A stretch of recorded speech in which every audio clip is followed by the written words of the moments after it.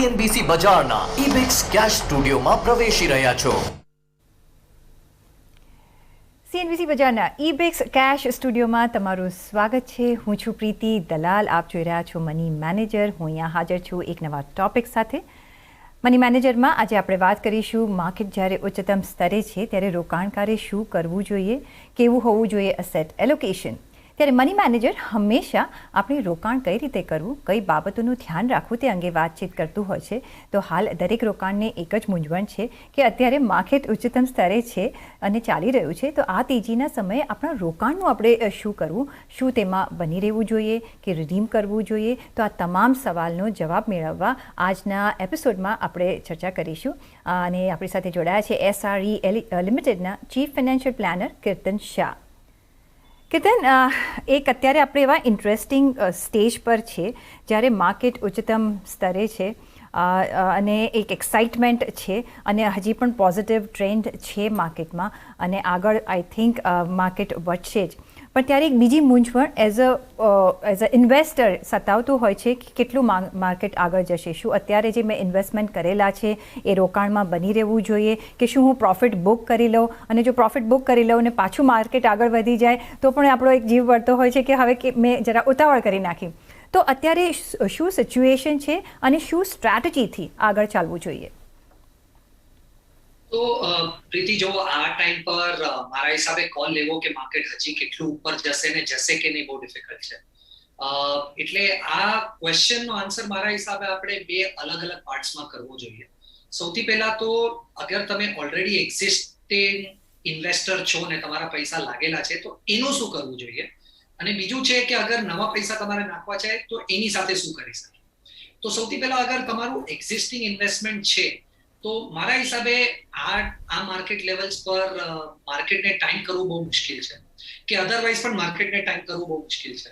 મને ખબર છે કે ઘણા બધા લોકો હું ઓળખું છું 12,000 13,000 ની નિફ્ટીથી એમ લાગે છે કે માર્કેટ પડશે ને પડવાનું વેઇટ કરે છે, અને આજે નિફ્ટી 17,500 17,000 18,000 પર આવી ગઈ છે. એટલે માર્કેટને ટાઈમ કરવું મારા હિસાબે સ્પેસિફિકલી રિટેલ ઇન્વેસ્ટર્સ માટે બહુ મુશ્કેલ છે અને એ લોકોએ ટ્રાય ના કરવી જોઈએ.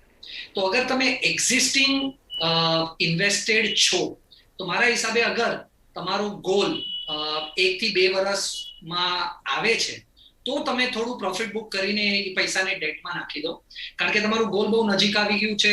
અહીંયાથી માર્કેટ અગર વોલેટાઇલ થઈ ગયું તો એવું ના થાય કે તમને ગોલ માટે જ્યારે પૈસા જોઈએ છે ત્યારે માર્કેટ નીચે છે. તો અગર તમારું ગોલ 1, 1.5, 2 વર્ષમાં છે તો પ્રોફિટ બુક કરીને એને ડેટમાં નાખી દો. અગર તમારું ગોલ થોડું દૂર છે ને તમે હજી 3 વર્ષ 5 વર્ષ ઇન્વેસ્ટેડ રહી શકો છો તો મારા હિસાબે આ માર્કેટ લેવલ પર કાંઈ કરવાની જરૂરત નથી. ટાઈમ નહીં કરો, તમારું જે એસેટ એલોકેશન છે એ મેન્ટેન કરો ને એ ફોલો કરો. હવે અગર નવા પૈસા નાખવા છે, રાઈટ, તો નવા પૈસા મને એમ લાગે છે કે આ માર્કેટ લેવલ્સ થોડું એલિવેટેડ છે, તો એક સાથે લમસમ કરવું કે ના કરવું આ પણ એક ચર્ચાનો વિષય છે મારા હિસાબે. તો અગર તમે તો આપણે આને બે અલગ અલગ વસ્તુમાં જોઈએ. તો સૌથી પહેલા અગર માની લો લમસમ પૈસા નાખવા છે ને આપણું ટાઈમ ઇન્વેસ્ટમેન્ટ હોરાઇઝન નાનું છે 1 થી 2 વર્ષ માટે, તો એ લમસમ પૈસા આપણે હાઇબ્રિડ ફંડ્સમાં નાખી શકીએ છીએ.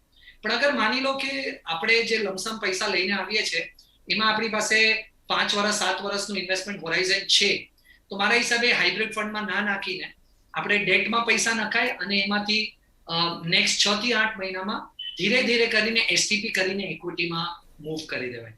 તો મારા હિસાબે ઇન્વેસ્ટર્સે એક્ઝિસ્ટિંગ ઇન્વેસ્ટમેન્ટ અને નવું ઇન્વેસ્ટમેન્ટ અલગ અલગ જોવું જોઈએ અને આ થોડું ધ્યાનમાં રાખવું જોઈએ.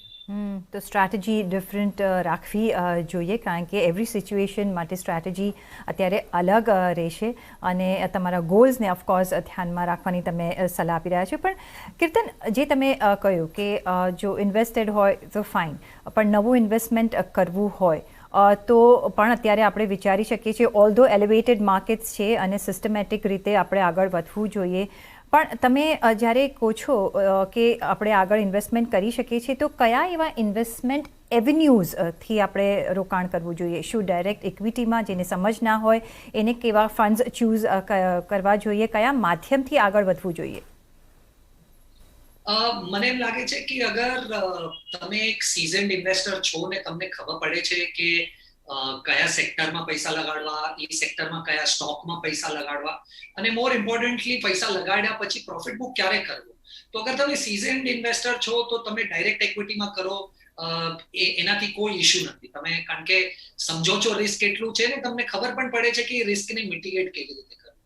પણ મારા હિસાબે અગર તમે નવા ઇન્વેસ્ટર છો અને સ્પેસિફિકલી આ છેલ્લા 18 મહિના 2 વર્ષમાં માર્કેટમાં આવ્યા છો, જ્યાં તમે ખાલી માર્કેટને ઉપર જતા જોયું છે, તો મારું સજેશન એ છે કે તમે સમજો માર્કેટ્સ આવી રીતે બિહેવ નથી કરતું. માર્કેટ્સ લિનિયરલી ઉપર ના જઈને ઉપર નીચે જઈને એવી રીતે બિહેવ કરે છે. તો અગર તમે નવા ઇન્વેસ્ટર છો જેને માર્કેટમાં બહુ હજી સમજ નથી પડતી, તો મારા હિસાબે મ્યુચ્યુઅલ ફંડ એક સારું ઓલ્ટરનેટિવ છે. તમારે મ્યુચ્યુઅલ ફંડના રૂટ થ્રુ ઇન્વેસ્ટમેન્ટ કરવું જોઈએ, કારણ કે તમે જ્યારે મ્યુચ્યુઅલ ફંડમાં પૈસા નાખો છો તો એક પ્રોફેશનલ ફંડ મેનેજર ત્યાં બેઠા છે જેને ખબર પડે છે કે કયા સેક્ટરમાં કયો સ્ટોક ક્યારે લેવો જોઈએ, કયા ભાવ પર લેવો જોઈએ, ક્યારે વેચવું પડે. તો એક નાની ફી એ લોકો લઈને તમારા પૈસા મેનેજ કરે છે. તો મ્યુચ્યુઅલ ફંડ મારા હિસાબે અગર તમે નવા ઇન્વેસ્ટર છો, રિટેલ ઇન્વેસ્ટર છો, તો તમારી માટે એક સારું માધ્યમ છે ઇન્વેસ્ટ કરવા માટે. જી બરાબર છે. તો આ market of course all time high છે, પણ અનનેસેસરી રિસ્ક નહીં લેવું જોઈએ. આપણે આપણા પૈસા સાચવવાના છે, મોટા કેપિટલ નું એક બેઝ બનાવવાનું છે, તો વિચારીને કરવું. અને મ્યુચ્યુઅલ ફંડ એક ઓપ્શન બની શકે છે જે બહુ માર્કેટના જાણકાર નથી એના માટે. પણ સાથે જ કીર્તન, તો હવે નેક્સ્ટ ક્વેશ્ચન એવો આવે છે કે એલોકેશન કેવી રીતે રાખવું ઓવર ધ માર્કેટ. તો કઈ રીતે પોર્ટફોલિયોનું એલોકેશન કરવું જેથી એક બેલેન્સ પોર્ટફોલિયો બની શકે આપણો? પ્રીતિ, મારા હિસાબે આમાં ધ્યાન રાખવાની એક વસ્તુ બહુ ઇમ્પોર્ટન્ટ છે કે તમારે સૌથી પહેલા પોતાને કેટેગરાઇઝ કરવું પડશે કે તમે કોન્ઝર્વેટિવ ઇન્વેસ્ટર છો, મોડરેટ છો કે અગ્રેસિવ છો. હવે જો ઘણા બધા લોકોને પોતાને ખબર છે કે હું કોન્ઝર્વેટિવ છું, અગ્રેસિવ છું કે મોડરેટ છું, પણ ઘણા એવા ઇન્વેસ્ટર્સ છે જેને પ્રોબેબલી નથી ખબર હજી કે એ કઈ કેટેગરીમાં આવે છે. તો ઇન્ટરનેટ પર ઘણા બધા ફ્રી ટૂલ મળે છે રિસ્ક પ્રોફાઇલિંગ માટે. તો એ તમને 4-5 ક્વેશ્ચન પૂછે, તમે એ 4-5 ક્વેશ્ચનનો આન્સર આપશો તો એ તમને બહુ મેટિક્યુલસલી કહી દેશે કે તમે કોન્ઝર્વેટિવ છો, મોડરેટ છો કે અગ્રેસિવ છો. હવે મારા હિસાબે તમે કોન્ઝર્વેટિવ ઇન્વેસ્ટર અગર છો તો તમારે 20% પૈસા ઇક્વિટીમાં, 75% પૈસા ડેટમાં અને 5% પૈસા ગોલ્ડમાં રાખવા જોઈએ. તમે અગર મોડરેટ ઇન્વેસ્ટર છો તો મારા હિસાબે તમારે 50% પૈસા ઇક્વિટીમાં, 45% પૈસા ડેટમાં અને 5% પૈસા ગોલ્ડમાં રાખવા જોઈએ. અને અગર તમે અગ્રેસિવ ઇન્વેસ્ટર છો તો તમારે 80% પૈસા ઇક્વિટીમાં, 15% પૈસા ડેટમાં અને 5% પૈસા ગોલ્ડમાં રાખવા જોઈએ. આ તમારું બ્રોડર એલોકેશન હોવું જોઈએ. હવે આમાં એક કન્ફ્યુઝન એ છે કે માની લો હું અગ્રેસિવ ઇન્વેસ્ટર છું ને મારે 80% પૈસા ઇક્વિટીમાં રાખવા છે, તો હવે આ 80% પૈસા ઇક્વિટીમાં ક્યાં રાખવું, કે મારે 15% પૈસા ડેટમાં રાખવા છે, તો 15% પૈસા ક્યાં રાખવું? તો હું એક બકેટિંગ સ્ટ્રેટેજી ફોલો કરું છું. તો હું શું કરું છું, હું મારા ટોટલ પૈસાને 3 બકેટ્સમાં સ્પ્લિટ કરી નાખું છું. લિક્વિડિટી બકેટ, કોર પોર્ટફોલિયો અને સેટેલાઇટ પોર્ટફોલિયો. હવે લિક્વિડિટી પોર્ટફોલિયો શું છે? લિક્વિડિટી પોર્ટફોલિયો એવો પોર્ટફોલિયો છે જેમાં હું એટલા પૈસા રાખું છું કે મને જ્યારે પણ જરૂરત પડે ત્યારે હું પૈસા નીકાળી શકું. તો લિક્વિડિટી બકેટમાં હું 10% પૈસા રાખું છું. હવે કોર પોર્ટફોલિયો શું છે? કોર પોર્ટફોલિયો જેમાં હું 70% પૈસા રાખું છું, એ એવો પોર્ટફોલિયો છે જે મારા રિસ્ક ને સમજે છે અને ત્યાં ઇન્વેસ્ટમેન્ટ મારા રિસ્કના હિસાબે થાય છે. તો હું અગર અગ્રેસિવ ઇન્વેસ્ટર છું તો હું અગ્રેસિવ પોર્ટફોલિયો બનાવું છું કોરમાં. સેટેલાઇટ પોર્ટફોલિયો એક એવો પોર્ટફોલિયો છે જે હું અગ્રેસિવ ઇન્વેસ્ટર તો છું, પણ 20% મારા પૈસા થોડા વધારે રિસ્ક વાળામાં હું એલોકેટ કરું છું. એટલે માની લો હું અગ્રેસિવ ઇન્વેસ્ટર છું, 80% પૈસા ઇક્વિટી, 15% પૈસા ડેટ અને 5% પૈસા ગોલ્ડમાં રાખવા છે, પણ હું એને ફર્ધર બાયફર્કેટ કરું છું. લિક્વિડિટી પોર્ટફોલિયોમાં 10%, કોર પોર્ટફોલિયોમાં 70% અને 20% સેટેલાઇટ પોર્ટફોલિયોમાં. હવે હું તમને એક અગ્રેસિવ ઇન્વેસ્ટરનું એલોકેશન દેખાડું છું જેનાથી તમને સમજશે હું શું કહેવા માંગુ છું. તો માની લો હું અગ્રેસિવ ઇન્વેસ્ટર છું, મારે ડેટમાં 15% પૈસા રાખવાના, તો એમાંથી 10%, એ 15 માંથી 10% હું આર્બિટ્રાજ ફંડમાં રાખું છું, જે મારું લિક્વિડિટી પોર્ટફોલિયો છે. ક્યારે પણ જોતું હશે મને મળી જશે. અને હું બીજા 5% પોર્ટફોલિયો, ટોટલ 15 કરવા માટે બીજા 5%, કારણ કે હું અગ્રેસિવ ઇન્વેસ્ટર છું, હું ક્રેડિટ ફંડ્સ અને ગિલ્ટ ફંડ્સમાં નાખું છું.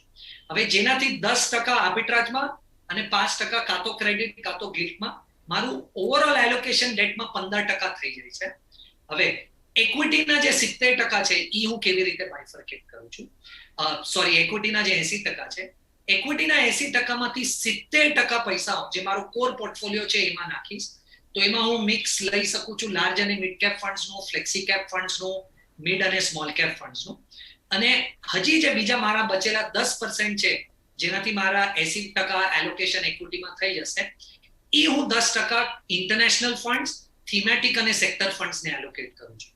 તો થયા 80%, પણ એમાંથી 70% મારું કોર પોર્ટફોલિયો છે, મારા રિસ્કને ધ્યાનમાં રાખીને, અને બીજા 10% પર હું થોડું રિસ્ક લઉં છું, જેમાં ઇન્ટરનેશનલ ફંડ, સેક્ટર અને થીમેટિક ફંડ્સ કરું છું. અને જે બીજા 5% નું એલોકેશન છે એ હું ગોલ્ડ ETF ને આપી દઉં છું. તો હવે તમે આ બ્રોડર એલોકેશન જોશો તો તમે બ્રોડલી 80% ઇક્વિટીમાં આપો છો, 15 ડેટમાં આપો છો અને 5 ગોલ્ડમાં આપો છો.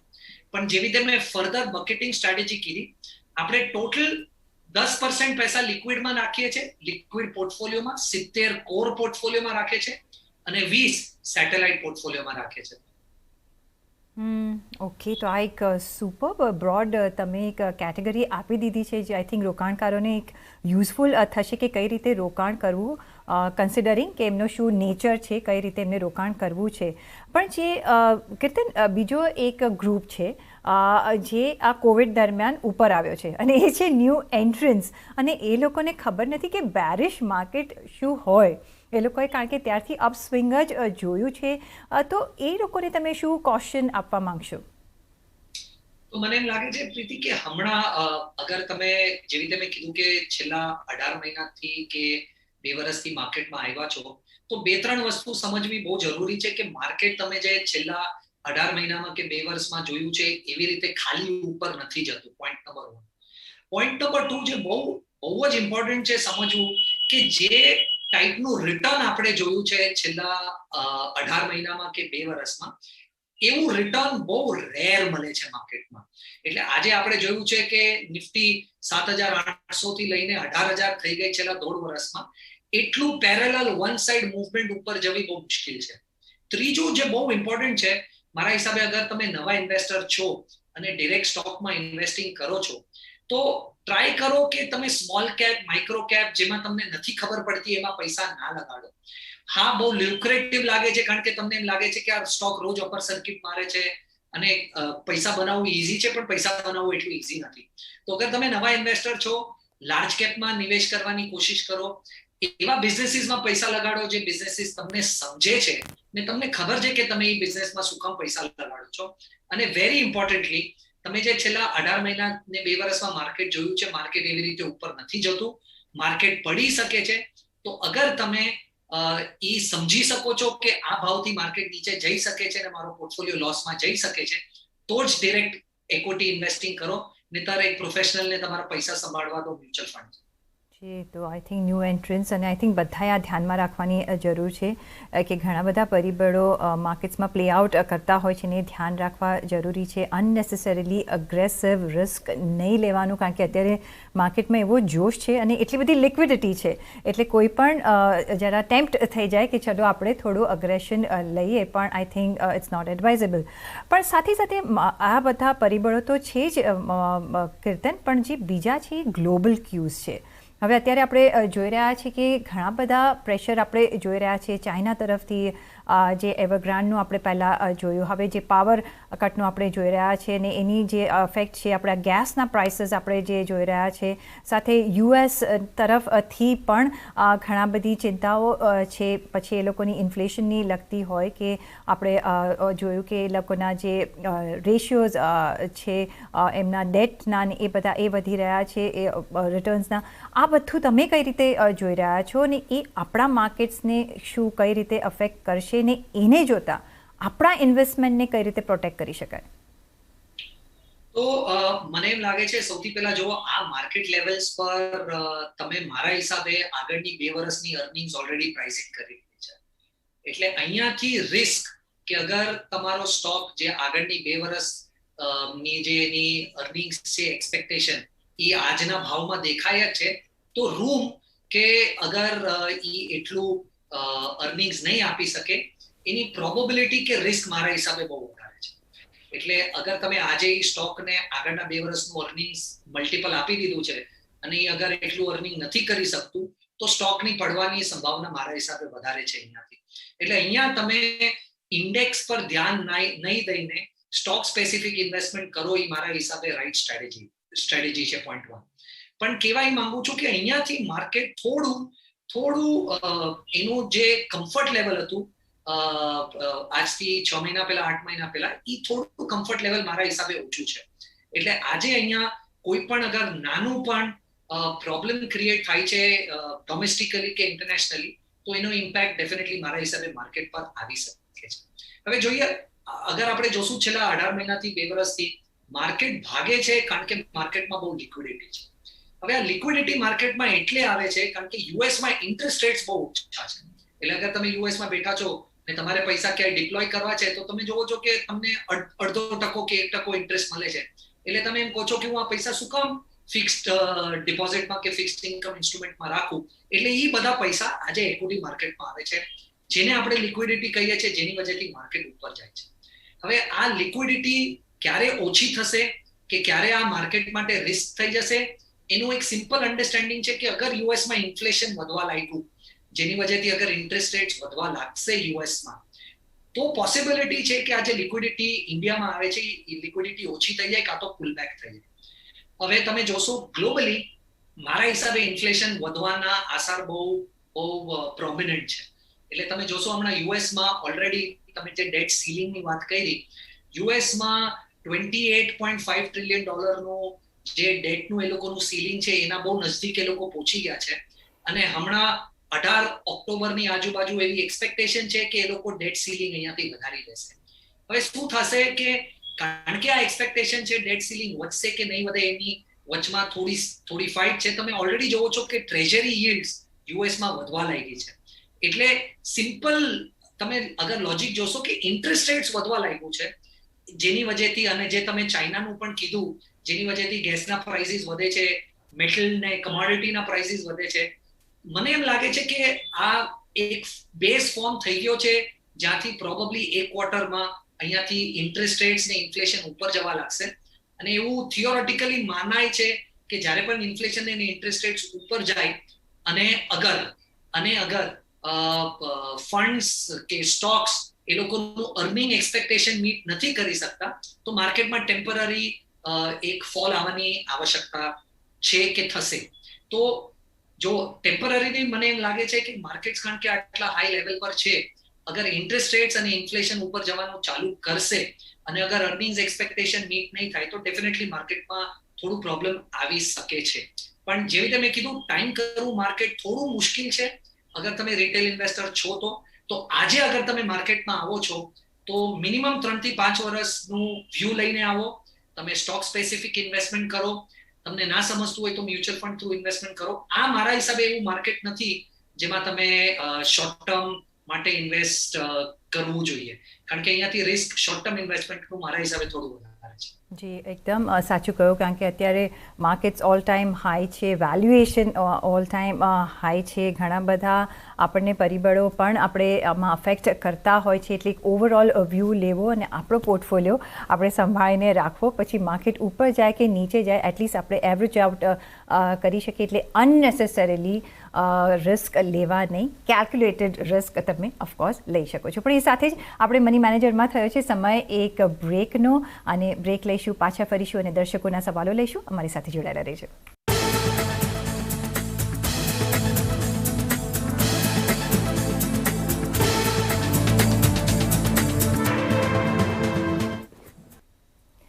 વિરામ બાદ આપનું સ્વાગત છે અને હવે લઈશું દર્શકોના સવાલ, અને આ સવાલોના જવાબ આપણી સાથે જોડાયા છે SRE લિમિટેડના ચીફ ફાઇનાન્શિયલ પ્લાનર કીર્તન શાહ. અને કીર્તન, પહેલો જે ઈમેલ આવી રહ્યો છે મનહરસિંહ ચૌહાણનો. એમની ઉંમર 26 વર્ષની છે. તેમનો સવાલ છે કે ટોપ મ્યુચ્યુઅલ ફંડ કયા જેમાં હાલ રોકાણ કરી શકાય, અને સાથે જ આ વર્ષના બેસ્ટ મ્યુચ્યુઅલ ફંડ કયા રહ્યા છે, અને સાથે ફ્યુચરિસ્ટિક મ્યુચ્યુઅલ ફંડ કયા છે. આ ત્રણેયનો શું તમે જવાબ આપશો? કારણ કે એમનું કે માનવું એમ છે કે ફંડનું પરફોર્મન્સ બદલાતું રહેતું હોય છે, તો અત્યારે તમને કયા ફંડ્સ એવા સારા લાગી રહ્યા છે? તો પ્રીતિ, સૌથી પહેલા જેવી રીતે તમે કીધું કે આ ફંડ્સનું પરફોર્મન્સ ચેન્જ થયા રાખશે. એટલે પાસ્ટમાં જે સારું હતું કે આજે જેને સારું પરફોર્મ કર્યું છે જરૂરી નથી કે આનાથી આગળ એ લોકો સારું પરફોર્મ કરી શકે.